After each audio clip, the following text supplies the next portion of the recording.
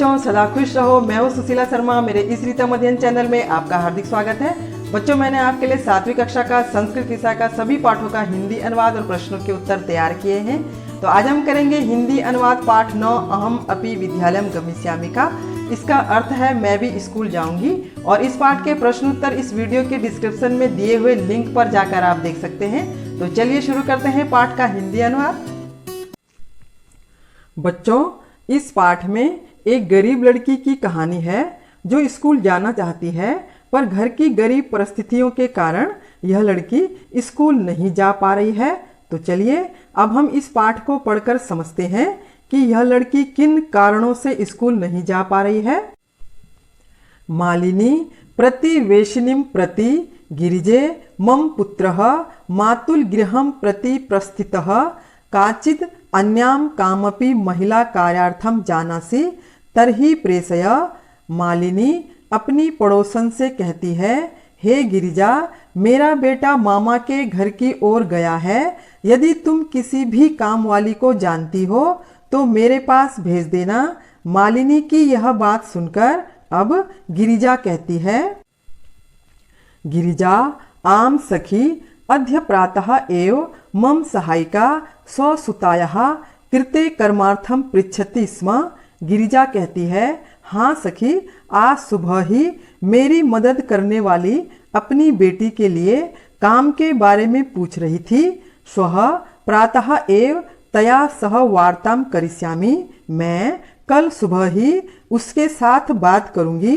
अग्रिम दिने प्रातः काले 6 वादने एव मालिन्याः गृह घंटिका आगंतारम कमपि सूचयति।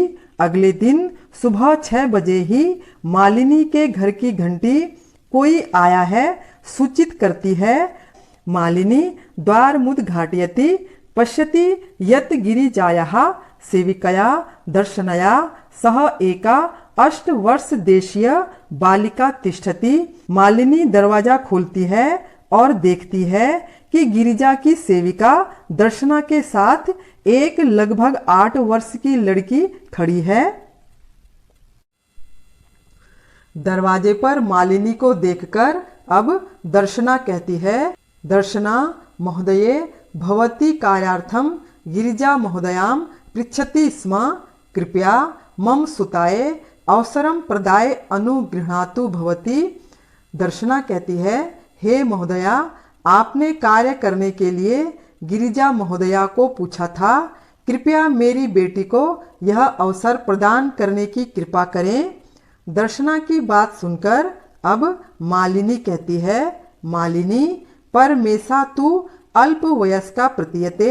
मालिनी कहती है, लेकिन यह तो बहुत कम उम्र की लग रही है। किम कार्यम करिष्यत येषा, यह क्या कार्य करेगी। अयम तु अस्याः अध्ययनस्य क्रीडनस्य च कालः, यह तो इसकी पढ़ने और खेलने की उम्र है। मालिनी की बात सुनकर अब दर्शना कहती है, दर्शना ऐसा एकस्य गृहस्य संपूर्ण कार्यम करोति स्म।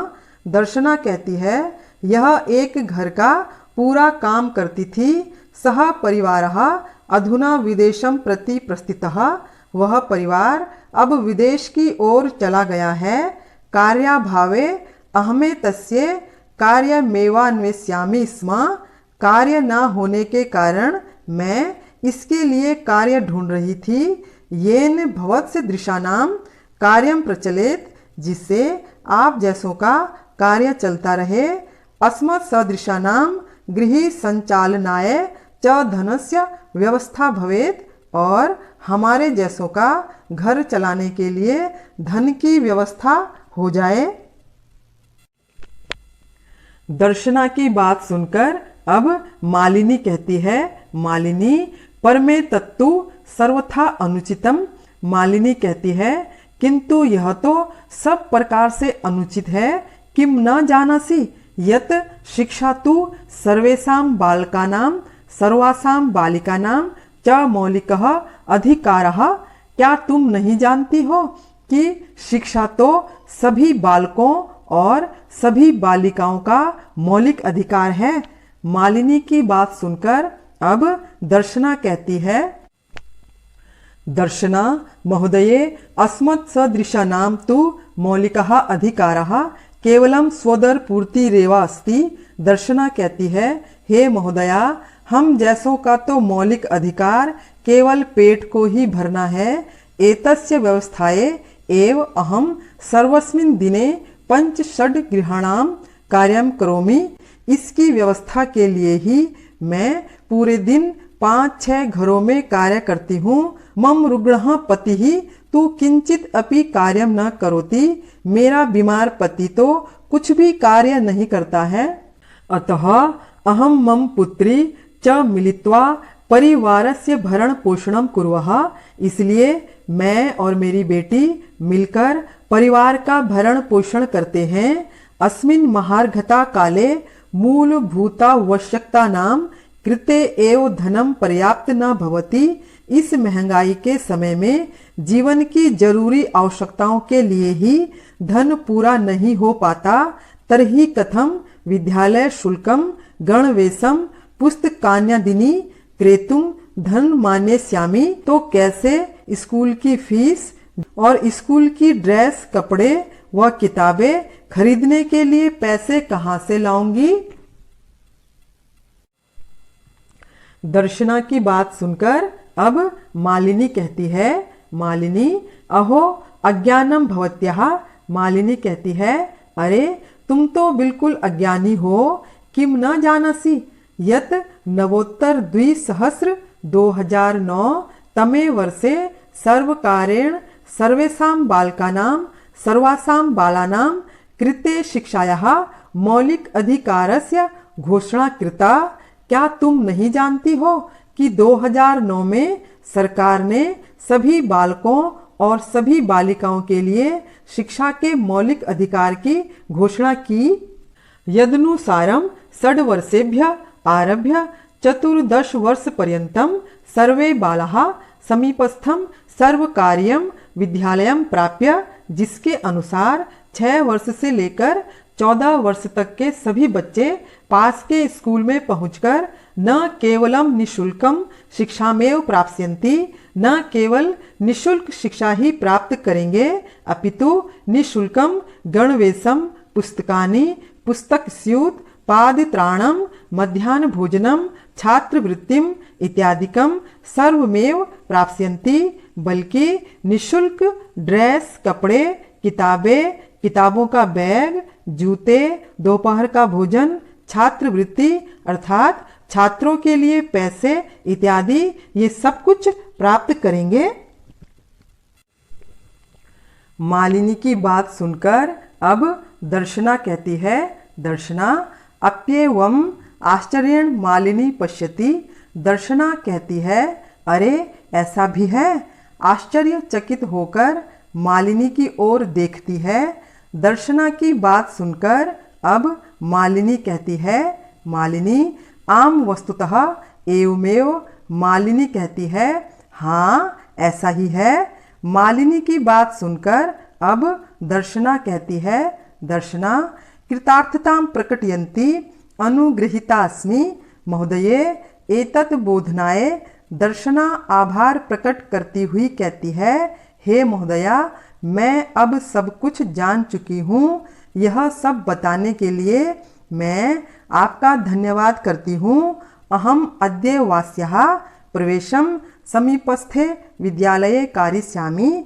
मैं आज ही पास के स्कूल में इसका एडमिशन करवाऊंगी। दर्शनायाः पुत्री उल्लासेन सह अहम विद्यालयं गमिष्यामि, अहम अपि पठिष्यामि। दर्शना की बेटी खुश होकर हे मैं स्कूल जाऊंगी, हे मैं भी पढ़ूंगी इत्युक्त्वा करतलवादन सहितं नृत्यति मालिनीं प्रति च कृतज्ञतां ज्ञापयति। ऐसा कहकर तालियां बजाकर नाचती है और मालिनी की तरफ देखती हुई आभार और धन्यवाद प्रकट करती है। तो बच्चों, यहाँ पर हमारे पाठ का हिंदी अनुवाद भी पूरा हो चुका है। तो बच्चों, अभी हमने पाठ 9 अहम अपि विद्यालयम गमिष्यामि का हिंदी में अनुवाद किया। इस पाठ में बताया गया है कि एक 8 वर्ष की छोटी सी लड़की स्कूल जाना चाहती है, पर घर के गरीब हालात होने के कारण यह स्कूल नहीं जा पा रही है, बल्कि घर चलाने के लिए वह लोगों के घरों में काम करने जाती है। जबकि सरकार 2009 में शिक्षा सभी बच्चों का मौलिक अधिकार है यह घोषणा कर चुकी है। सरकार ने ऐसे सभी बच्चों के लिए पास के सभी सरकारी स्कूलों में शिक्षा प्रदान करने के लिए शिक्षा से संबंधित सभी प्रकार की सुविधाओं का प्रबंध किया है, ताकि देश के सभी बच्चे शिक्षित हो सकें। पर लड़की की मां को इन सब बातों की जानकारी नहीं है, क्योंकि वह भी अशिक्षित है, और क्योंकि अशिक्षित होना अंधकार के समान है और शिक्षित होना एक प्रकाश के समान है, जहां सब कुछ साफ दिखाई देता है और सब कुछ समझ में आता है। इसलिए सभी बच्चों को शिक्षा ग्रहण करनी चाहिए और शिक्षित बनना चाहिए। तो मैं इस वीडियो के माध्यम से उन सभी माता पिता से कहना चाहती हूँ जो अपने बच्चों को